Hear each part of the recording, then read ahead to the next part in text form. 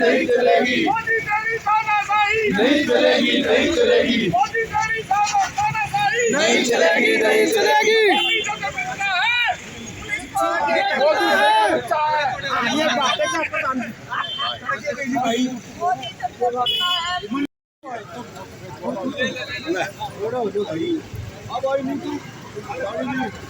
मोदी सरकार मुर्दाबाद, मोदी सरकार मुर्दाबाद, मोदी सरकार मुर्दाबाद, मोदी सरकार मुर्दाबाद। मोदी तेरी कमर खुदेगी, आज नहीं तो कल खुदेगी, मोदी तेरी कमर खुदेगी, आज नहीं तो कल खुदेगी। हमारा सरकार मुर्दाबाद, मुर्दाबाद, मुर्दाबाद, हमारा सरकार मुर्दाबाद, मुर्दाबाद, मुर्दाबाद, मोदी खट्टर मुर्दाबाद, मुर्दाबाद, मुर्दाबाद, मुर्दाबाद।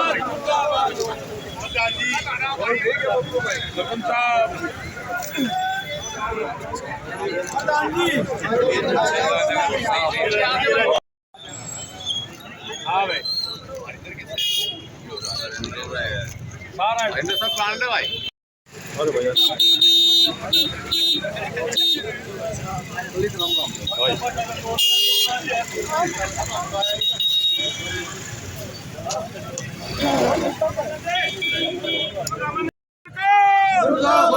बीजेपी सरकार तानाशाही नहीं चलेगी, तानाशाही नहीं चलेगी, तानाशाही नहीं चलेगी, बीजेपी सरकार तानाशाही नहीं चलेगी, तानाशाही नहीं चलेगी।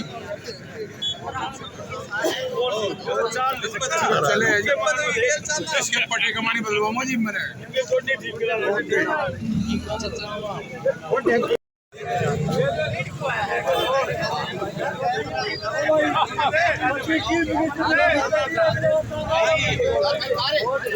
भाई रे फोटो खिंचवाना लो। आ जाओ भैया, आप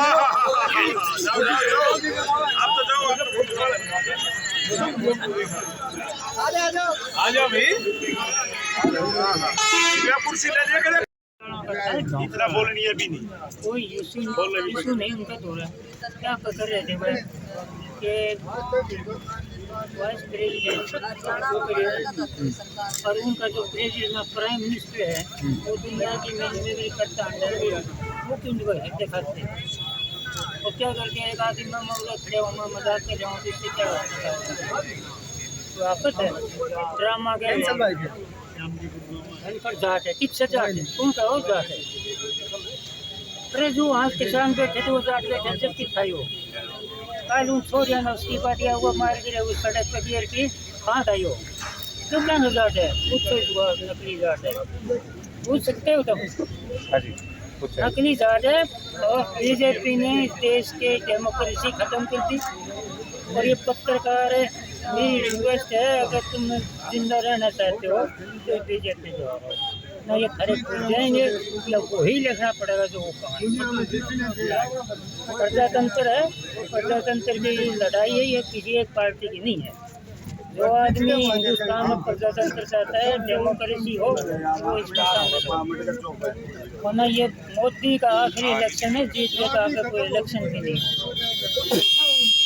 है हिंदू को मुसलमान बना देंगे मुसलमान को हिंदू बना देंगे दुबई को मर्द बना देंगे मर्द को दुबई बना देंगे प्रयास है कि हम लोग इस देश को बचाना चाहते हैं देखिए ऐसा है जाकर साहब बात तो करना आप ये बात बाद में रख लेना ना ये बात आप जो रखना चाह रहे हो नहीं तो एक बार ये बात आप बाद में रखना पहले तो मैडम से बात करिए ये बात तो कर लेने दो आप हमें नहीं ये बात नहीं कोई बात नहीं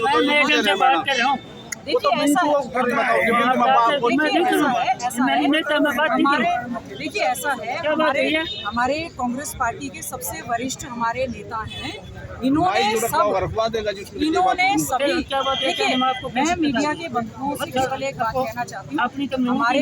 ऐसा है इन्होंने सारा समय देखा है इन्होंने सारा हमारे सभी साथियों जो वरिष्ठ है जो युवा है उन्होंने सभी समय देखा है आज के समय में जो तानाशाही चल रही है जो व्यक्ति, जो राजनीतिक दल जो भी बोलने लगता है उसकी आवाज को दबाने का काम कर किया जाता है। और किस प्रकार से आज संसद में मेरी आवाज दबा रहे थे। ना जी आप गलत कह रहे हो, उनकी बात हम तुमसे आप बाद में रख लेना, बात आप बताओगे।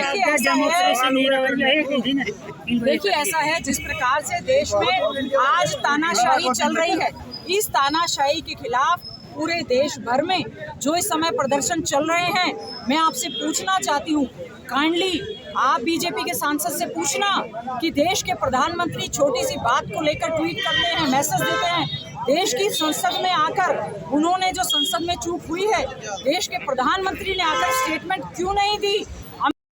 उनको बचाने के लिए मेन मुद्दे से ध्यान भटकाने का जो प्रयास किया है। आज मेन मुद्दा है बेरोजगारी, सबसे बड़ा मुद्दा है महंगाई, सबसे बड़ा मुद्दा है किसानों का एमएसपी, सबसे बड़ा मुद्दा है पहलवान बेटियां रोती बिलखती रह गई, बेटी बचाओ बेटी पढ़ाओ का नारा दे रहे हैं, आज वो सबसे बड़ा मुद्दा था। सरकार ने इस पर किसी प्रकार की कोई चर्चा नहीं होने दी। जो भी व्यक्ति अपनी आवाज़ को उठाने का प्रयास करता उसी का ही निलंबन कर दिया। ऐसी दुखदायी जो स्थिति देश में बनी है, आज उसको लेकर मैं आपके प्रश्न को देखकर कहना चाहती हूँ, लोकतंत्र को बचाने के लिए, डेमोक्रेसी को बचाने के लिए, जिसमें शुरू में ही देश के संविधान निर्माता बाबा साहेब अम्बेडकर जी के चौक से आज हम इसको शुरू कर रहे हैं, government of the people, by the people, for the people. लोकतंत्र, लोगों के द्वारा चुनी हुई सरकार लोगों के हकों की आवाज़ को उठाना चाहते हैं। आज हमारा बेरोजगार युवा धमकी के माध्यम से देश को छोड़ रहा है, क्योंकि उसको यहाँ पर रोजगार नहीं मिल रहा, वो नशे की चपेट में आ रहा है, क्राइम बढ़ रहा है। इन मुद्दों से ध्यान भटकाने के लिए देश की सरकार ने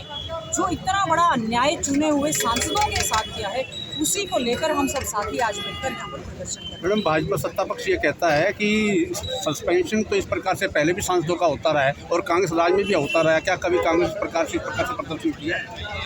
कांग्रेस ने मजबूती के साथ हमेशा नीतियों को लेकर आवाज़ उठाने का काम किया है। किसी भी सांसद का निलंबन जैसे ही कोई वेल में जाए, आज मैं बहुत सारे सांसदों को, बीजेपी की महिला सांसद को सुन रही थी कि 13 बार मैं खड़ी हुई, मैं अपनी आवाज़ सुनाना चाहती हूँ, मैं बोलना चाहती हूँ। आप जो व्यक्ति इतना सेंसिबल पार्लियामेंटेरियन रहा है, जो केवल अपनी सीट पर खड़ा हुआ, आपने उसकी आवाज़ को दबाते हुए बहुत सारे नाम लिए गए, विभिन्न राजनीतिक दलों के ऐसे सांसद जिन्होंने आवाज़ उठाने का प्रयास किया। आप कम से कम जिस समय देश के कानून, क्योंकि ये विधायी संस्थाएं हैं, जो चुना हुआ सांसद है या विधायक है, चाहे राज्यसभा का चाहे लोकसभा का है, कोई जब देश में आप कानून बना ले, आपने देखा होगा क्रिमिनल, इस पे सीआरपीसी पे कानून आया, इस पे आज बहुत सारे कानून बने हैं जिस पर कुछ अमेंडमेंट आनी थी और कुछ कानून बनने थे। आप कैसे समझते हैं उस देश में कानून में परिवर्तन हो रहा है और उसमें विपक्षी सांसदों को बिना आपके चर्चा के, उनके निलंबन के, बीजेपी का कहने का क्या है, बीजेपी का एक सांसद भी ना उनके मंत्री तैयारी से आते हैं, ना उनके सांसद तैयारी से आते हैं, वो तो यस नो। बीजेपी के सांसद से, आप अरविंद शर्मा से जो यहाँ से सांसद हैं, आप पूछ लेना कितने बिल पास हुए और आपने कितनी बार, वहाँ पर तो विपक्ष नहीं था। इन्होंने उसको यस में भी नहीं पता कि किस चीज़ में यस कर गए, नो किस चीज़ में नो कर गए। विपक्षी सांसदों को बाहर निकाल कर इस प्रकार से बिल पास करवाना, मैं समझती हूँ देश की परंपरा के लिए अच्छा नहीं है।